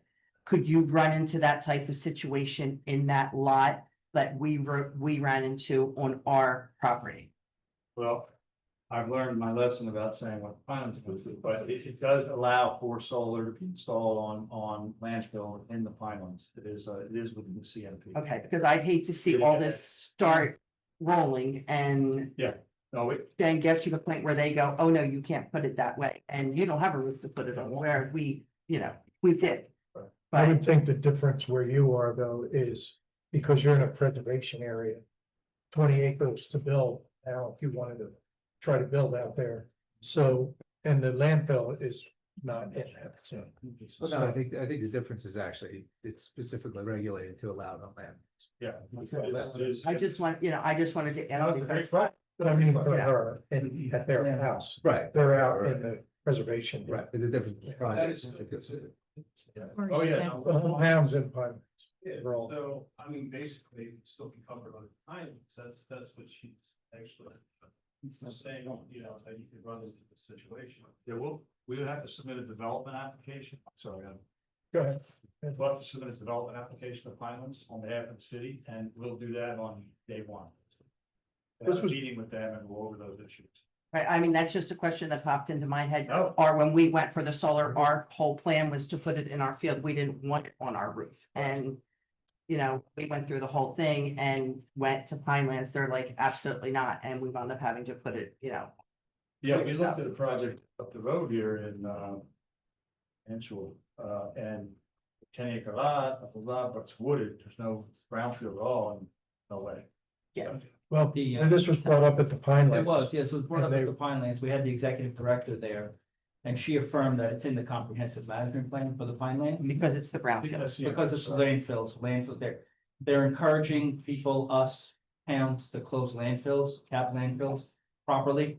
And then, they have it in there that one of the uses after it's capped properly is solar field. And I can't guarantee that our lot wasn't a landfill at once. Yeah. Because I can tell you things that we've found in that lot. Let me tell you, we could talk for hours of what we've found. It was probably from the Indians. No, it was from the guy who lived there before. The Indians had oil filters. So it was from the guy that lived there before us, but that's a whole nother story. But thank you so much. You're welcome, and no, the site is definitely regulated by the Pinelands, but it is with, I said, CFP, comprehensive management plan. Yeah. It's in there that you're allowed to do that. It's also was updated. I'd like to take credit for this, but our firm was heavily involved with Pinelands 20 years ago, just trying to get them to acknowledge that these permeable caps instead of these impermeable caps were approved. They did change when they did the last update to it. They allowed for or equal and put in there what or equal. Yeah. And or equal means no substance. I'm paraphrasing or using my own words, but no significant degradation of the groundwater, right? Or if there's a plume, it's stable, getting worse than what the council president brought up, is there anything that can happen to ground? So, but there's there's long-term monitoring after the fact. And that's why the investigation up front is important and key. You have to get the right data to prove to the Pinelands that it's appropriate, safe, checks public health and the environment, that you can do this kind of closure. Because although it's expensive, it's less expensive than a impermeable geomembrane at the top of. Anybody else with a question for Jeff? I have a question for council. Okay. Where are we with did we adopt the redevelopment plan for that? That's, Yeah. I'll just brought We that did. up. We It did. was done. So At the where last are we? meeting. What's the next step that we have to accomplish? Appointed develop, And how do we do that? The next- council can do it. The vote of council would be a vote of council to Just the a resolution. designated redeveloper for the site. And then from there, it would be entering into resolution and agreements with the developer. Should we do that? Yeah. Well, Jerry said he wanted Chris to look over the contract. You can appoint the redeveloper this evening, and then the resolution and the agreement would be, something that we'd work out. Okay. Is that something we want to do tonight? Do we want to appoint I'll make that motion. Dynamic Site Redevelopment as our developer? You're making a motion. No second. Motion made and seconded. Just something like this, we do a roll call. Yes. Okay. Roll call, please. Clark, Yes. Dovey, Yes. Galloway, Yes. Heist, Yes. Hesse, Yes. Keener, Yes. Timbers, Yes. Wright. Yes. Thank you very much. Motion We will lay passes. it down, we look forward to working with you. Yeah, thanks. Thank you, Jeff. Yep, thank I'll you. stay around in case you may. Okay. My water. Bring the. Maybe you'll get an RV, like I haven't gotten, so you'll get one of those. I'm hungry. Okay, number 15 on the agenda is a motion to approve Veterans Day program, Make a motion. 5/27, including the breakfast, Breaking bread, breaking bread. Breakfast, it looks like, Lincoln Park. yes, on October 25th. And you made the motion, Mason. Second. Second. Motion made and seconded. All in favor? Aye. Opposed? Motion passes. Number 16, resolution authorizing us entering into a contract with Remington and Burnick for planning and design services for the citywide stormwater management improvements. Motion. Second. Motion made, seconded, questions? Motion, Clark, roll, that's yes. Dovey, Yes. Galloway, Yes. Heist, Yes. Hesse, Yes. Keener, yes, Timbers, Yes. Wright. Yep. resolution passes. Okay, number 17, authorize the award of contract NJDOT FY 24 municipal aid program, reconstruction of Buffalo Avenue, 400 and 500 blocks. Is there a motion? So moved. Second. Motion made and seconded, questions? Question. Go ahead. Can we talk about how this is being funded? Sure, the majority of the funding is fiscal year 2024 municipal aid funding, which is from Department of Transportation. They gave you a little less than $300,000, so it's most of the funding, not quite all. The rest of it? Jody, This is 548. yes. We had done, an ordinance a couple years ago for like some parks, not parks, for parking lots and roads and things like that, so. We'll actually need to amend the ordinance a little bit, there was a few different things in the ordinance, so we'll use more towards the roads from some of the others that have left. Is this, So it's already funded, so. Yes, yes, exactly. does this one include that part of Burger Street that we talked about? I think it goes through that intersection. It's the 400 and 500 blocks. So that's included in this. Yes. Okay. All right, roll call, please. Yes. Clark, Yes. Dovey, Yes. Galloway, Yes. Heist, Yes. Hesse, Yes. Keener, Yes. Timbers. Yes. Wright. Yes. Resolution passes. Number 18, resolution for dedication by rider, community special events. So moved. Motion made and seconded. Questions? Roll call. Clark, Yes. Dovey, Yes. Galloway, Yes. Heist, Yes. Hesse, Yes. Keener, Yes, Timbers. Yes. Wright. Yes. resolution passes. Number 19, resolution by rider for street opening fees. Is there a motion? So moved. Second. Motion made and seconded. Questions? Roll call. Clark, Yes. Dovey, Yes. Galloway, Yes. Heist, Yes. Hesse, Yes. Keener, Yes. Timbers. Yes. Wright. Yes. Resolution passes. Number 20, resolution dedication by rider, performance and maintenance guarantees. Is there a motion? So moved. Second. Motion made and seconded. Questions? Roll call. Clark, Yes.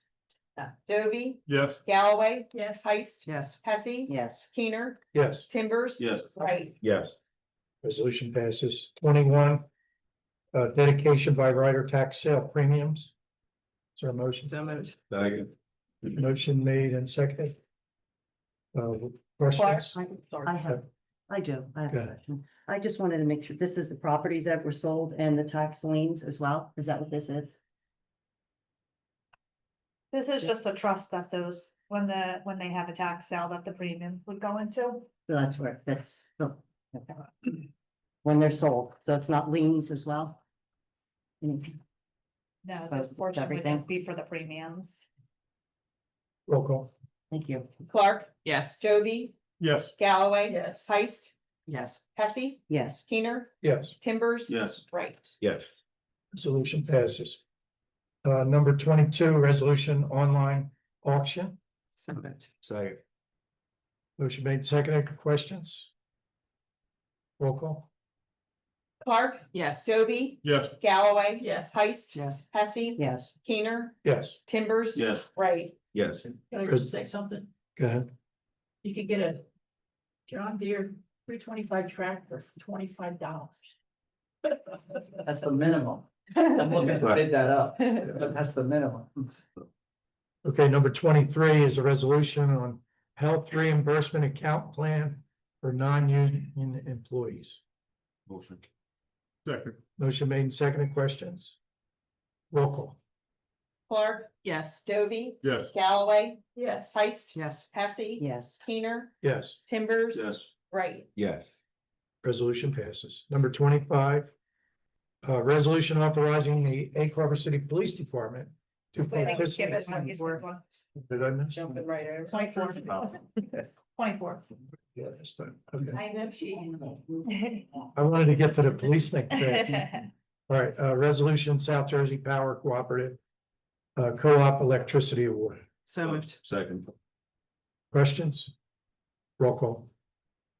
Clark, Yes. Dovey, Yes. Galloway, Yes. Heist, Yes. Hesse, Yes. Keener, Yes, Timbers. Yes. Right. Yes. resolution passes. Okay, number 25, Egg Harbor City Police Department participate in Defense Logistics Agency to enable the police department to request and acquire excess Department of Defense equipment. Move it. Second. Questions? All in favor? Aye. Opposed? Resolution passes. Number 26, the bill list. Make a motion. Second. Motion made and seconded. Questions on the bills?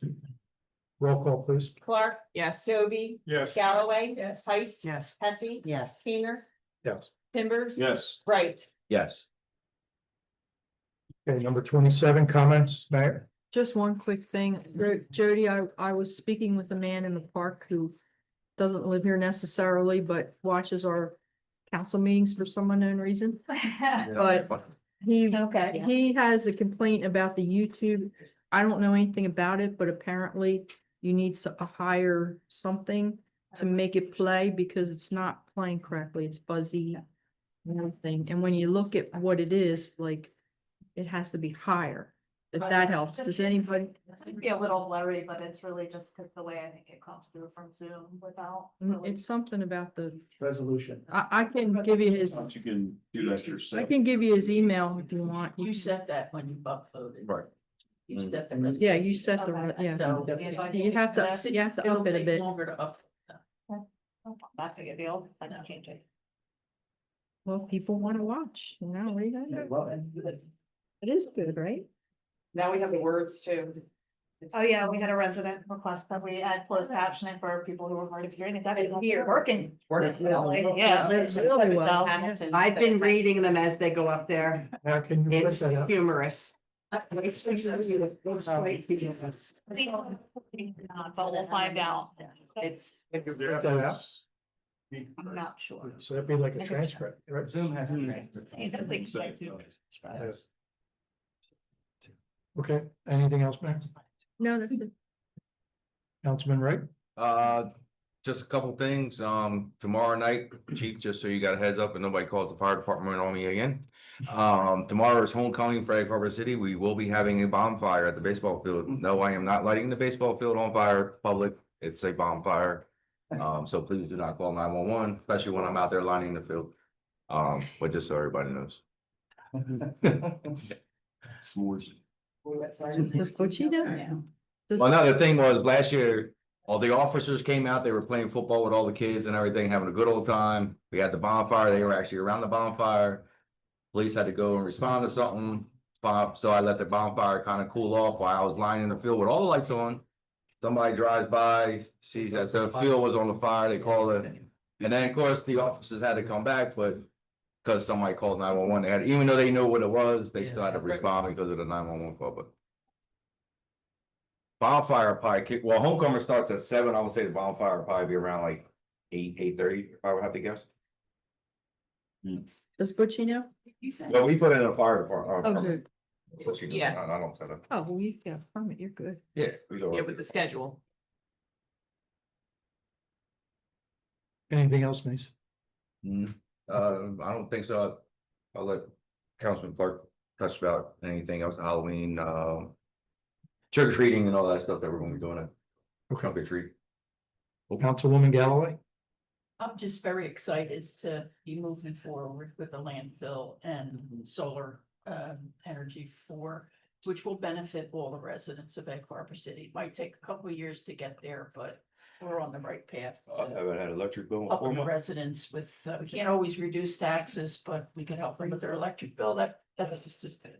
So that's it. That's all. Okay. Councilwoman Hesse? I just want to touch on, I don't know if anybody's noticed, I put up a flyer regarding the flowers on Main Street. And it was called the Lantana Dig Out Challenge. It came about because of a resident who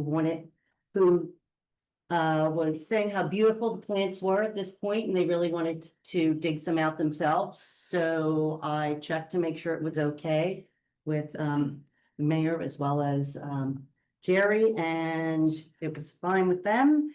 So we had a challenge, and the reason that it was a challenge is because digging out those lantana could be a problem, as the mayor's husband could attest to from last year. So that's why it was called the challenge. I noticed on my way over here, a few of the pots the lantana had been taken out. And thank you, Jerry, by the way, if you did you put the trash bins next to them? That was a good idea. And let's say, if anyone had taken them out, please let me know how you're doing with them. Respond on Facebook posts so we have an idea for next year. And that's all I have to, there is one other thing I would like to say. While out there playing pickleball, there are many more people out there. I saw families out there. The other day, my husband and I were out there, and there was a gentleman with 3 young boys teaching them how to play. Although they had tennis rackets, that was okay. And then there was, what was there? Two other children and their parents and their grandparents that were out there at the same time. So it is getting used, and I think it's wonderful to see them out there, So that's all I have. Nobody out there barefoot? No one, well, no.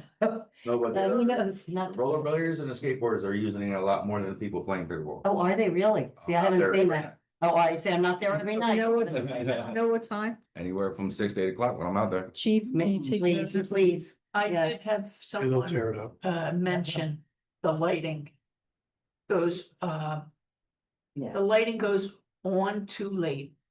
So I guess the timer has to be changed. I have a guy for that. Okay. Oh, you joke? Okay, because I do, you know. yep, I already spoke with him about Okay, it. good. And he said that it has to do with, it's just sun up to sundown, so. Right. So really couldn't do a whole lot with it. That's what I was doing. So. And you know what? We've been out there at that time, and it's a little hard to see, but it's not that bad, and it doesn't take that long really to come on. I heard that was an issue at the new park last night for the movie. The lights came on and they couldn't see the screen. Is that right, Chief? So they had to turn the screen around. Yeah, that was fun. Yeah. No, It's too bright. Oh. so it was too bright to see the projection. So I have access to the irrigation timer, but not necessarily. There's no off switch for the lights? Okay, so it's, it's a photo cell, right? Yes. It's gotta be, there's a breaker. in the car, you just turn off the breaker. All right. Yeah. It's gotta be a breaker. This is such breaker. Yeah, sure. Yeah. Okay, Councilwoman Clark?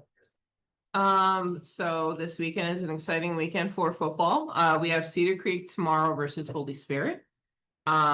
We Crusaders, we do have our homecoming bonfire and also an opportunity to watch all of our levels of cheer do their halftime routine and recognize our 8th graders.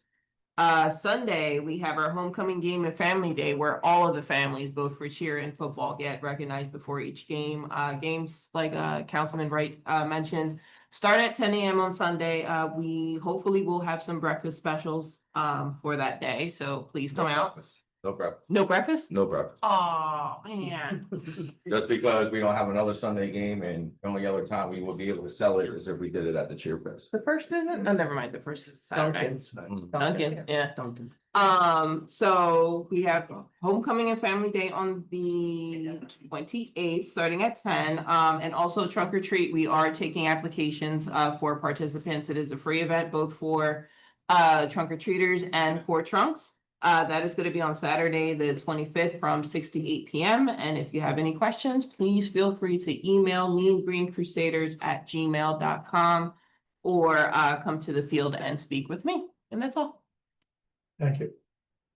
Councilwoman Heist? Just a quick reminder that Saturday and Sunday is the MS bike run coming through town. Every year, there's one or two that complain that they can't get out of the driveway, they can't get down the road. You have to go, please leave early. It's a once-a-year event. And it's for a very, very, very good cause.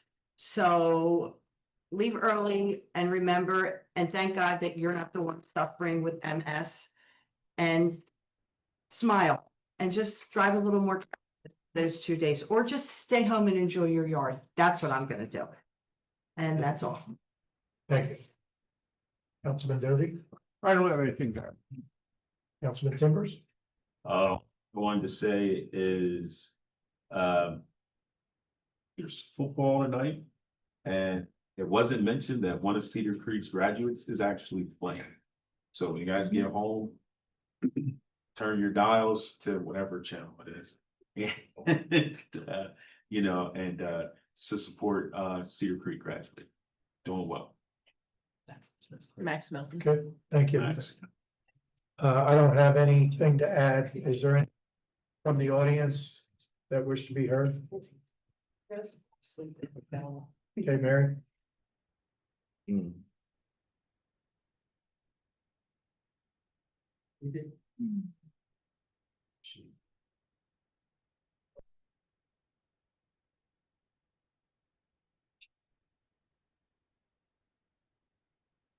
To start with, it was very difficult for me to come tonight for a variety of reasons.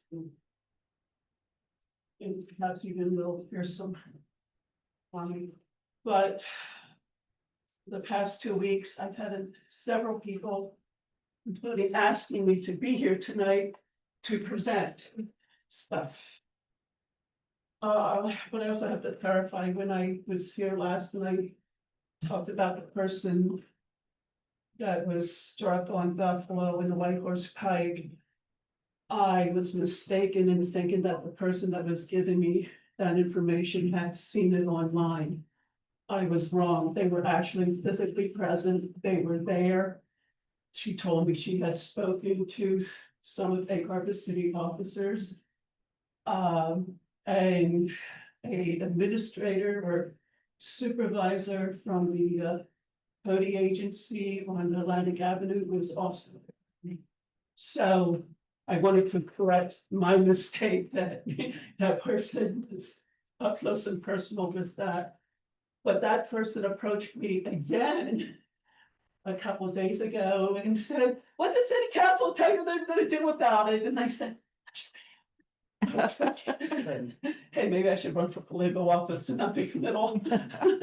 Anyway, but she said, well, will you go back and tell them, because here's the gist of what she was bringing to me, and of course, anyone that knows me knows I'm in agreement. Safety, what can be done to make it more safe? This is her suggestion as well, and it makes sense to me. And I do, excuse me, I do know White Horse Pike's state road.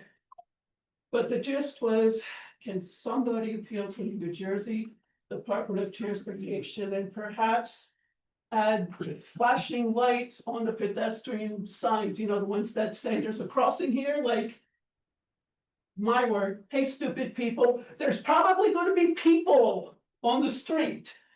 And I know pedestrians are not a popular cause, but guess what? People walk, people have to cross streets, including the Viper's Pike. And sometimes the idea of, hey, add a block or two in your journey to go to Philadelphia or St. Louis for the light. Well, for someone who's able-bodied, or is not pushing a stroller or having kids, that might be a suggestion to add to their difficulty in their journey of being pedestrian. But people are going to cross the street. And I think everything possible should be approached, considered, asked for, begged for, pleaded for. And then if the powers that be say, we don't give a damn, okay. But you all know my stance. But I'm very thankful that, hey, I'm not the only one, as that woman who was at that accident. And this is the second or third time in the last 2 weeks she's asked me, and she doesn't live in this town, to say what is going to be done. So I'm presenting at least that suggestion. But, and I know with all the solar stuff, it probably wouldn't cost anything to put those flashing lights, because batteries are, but anyway, please try to do something. And it is a 1,000,000,000% fallacy to think that crossing the Pike at the light on Philadelphia or St. Louis is much safer. My God, I'm in more danger crossing Philadelphia Avenue with all the safety, because nobody gives a damn. They just ignore it all. Red lights, no turn, flat, nothing matters. And all I'm saying, and I mean, that's nobody's here fault, that's just the stupid people driving that don't give a damn about people. And I have to say, I've lived,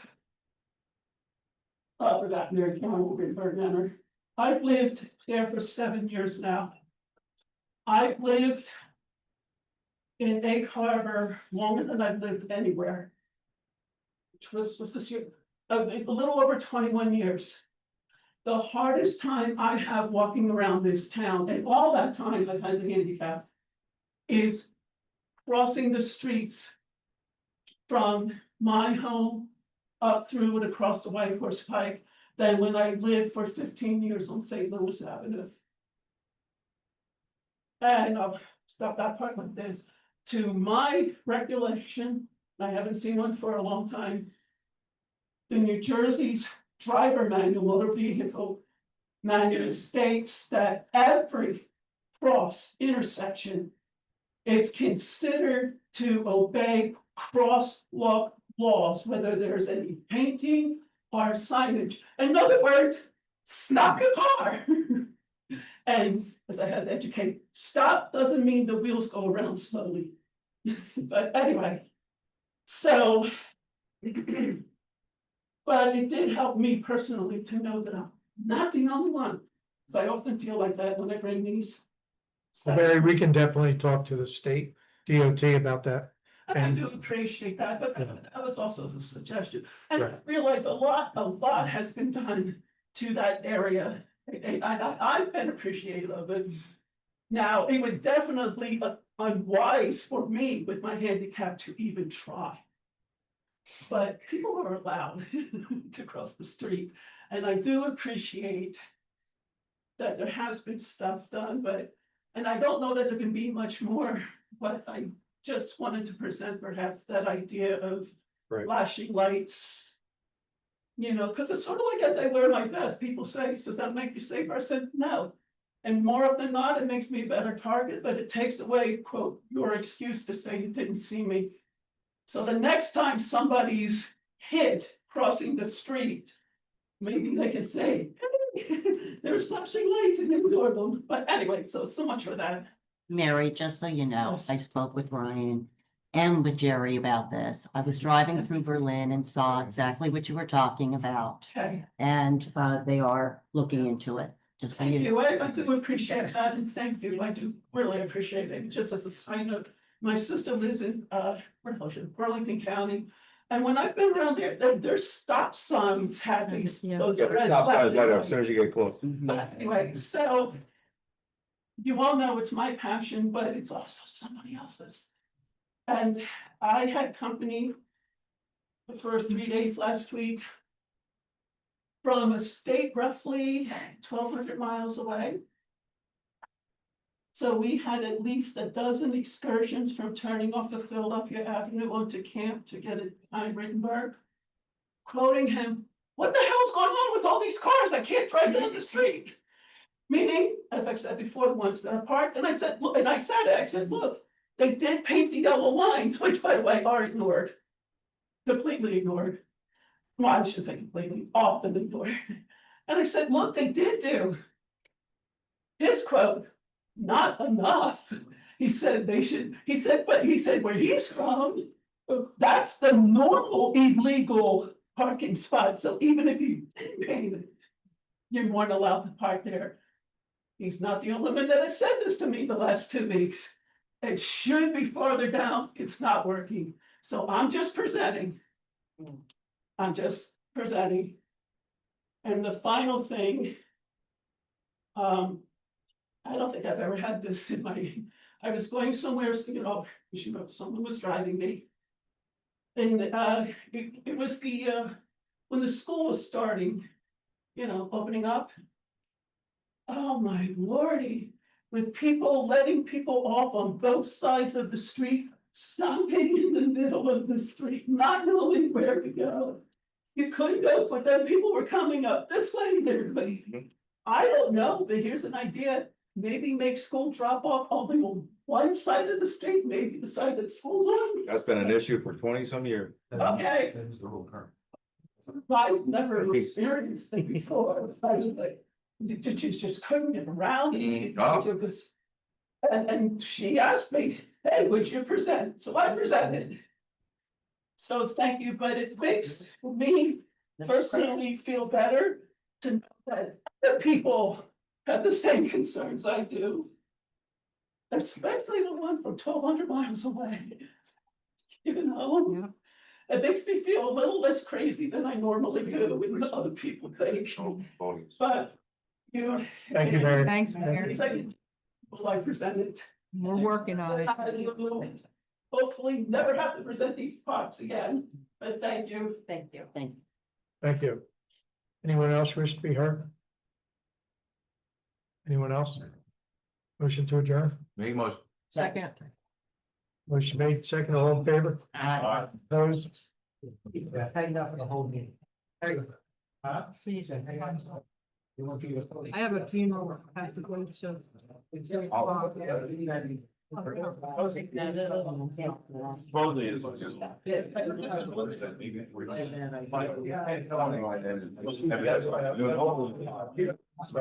However.